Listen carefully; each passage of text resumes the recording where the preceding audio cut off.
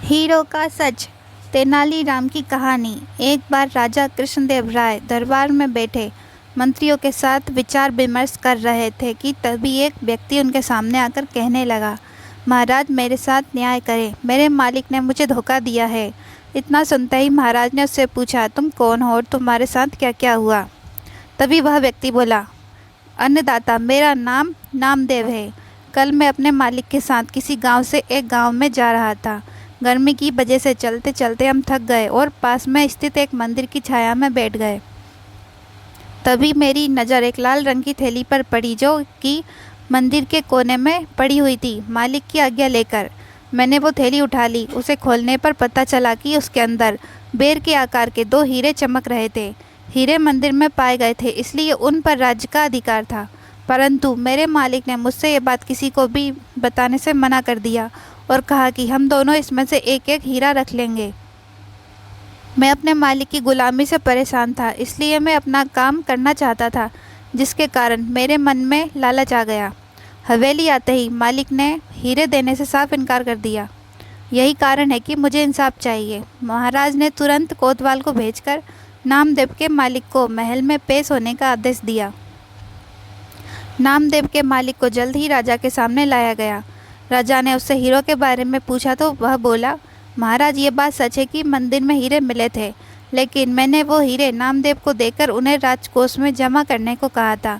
जब वह वापस लौटा तो मैंने उससे राजकोष की रसीद मांगी तो वह आनाकानी करने लगा। मैंने जब इसे धमकाया तो ये आपके पास आकर मनगढ़ंत कहानी सुनाने लगा। अच्छा तो ये बात है, महाराज ने कुछ सोचते हुए कहा।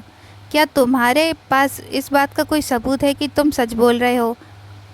अन्नदाता, अगर आपको मेरी बात पर यकीन नहीं तो आप मेरे दूसरे 3 नौकरों से पूछ सकते हो, वो उस वक्त वहीं थे। उसके बाद 3 नौकरों को राजा के सामने लाया गया। तीनों ने नामदेव के खिलाफ गवाही दी। महाराज 3 नौकर और मालिक को वहीं बिठाकर अपने विश्राम कक्ष में चले गए और सेनापति तेनालीराम महामंत्री को भी इस विषय में बात करने के लिए बुलवा लिया।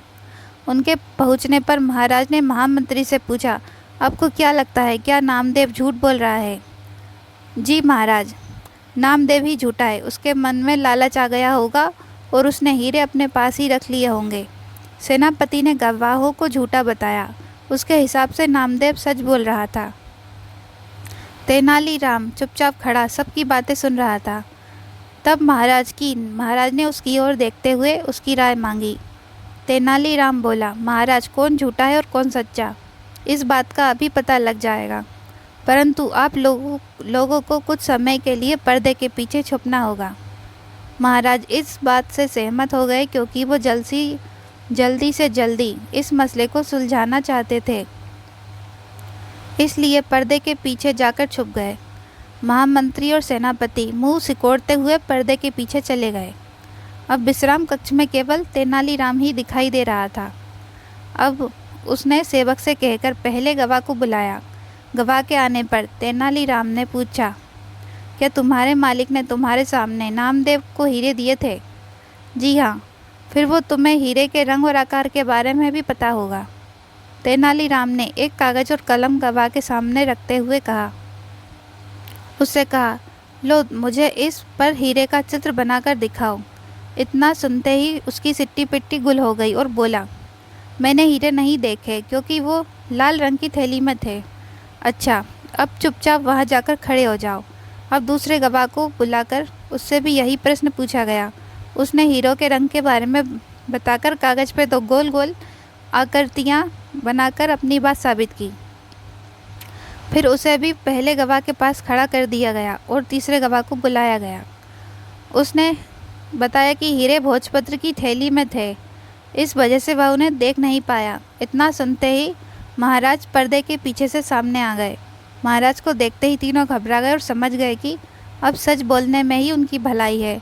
तीनों महाराज के पैरों को पकड़कर माफ़ी मांगने लगे और बोले, हमें झूठ बोलने के लिए हमारे मालिक ने धमकाया था और नौकरी से निकालने की धमकी दी थी, इसलिए हम झूठ बोलना पड़ा। महाराज ने तुरंत मालिक के घर की तलाशी के आदेश दे दिए। तलाशी लेने पर दोनों हीरे बरामद कर लिए गए। सजा के तौर पर मालिक को 10,000 स्वर्ण मुद्राएं नामदेव को देनी पड़ी और 20,000 स्वर्ण मुद्राएं जुर्माने के तौर पर भरनी पड़ी, जबकि बरामद हुए हीरे राजकोष में जमा कर दिए गए। इस प्रकार तेनालीराम की मदद से महाराज ने नामदेव के हक में फैसला सुनाया।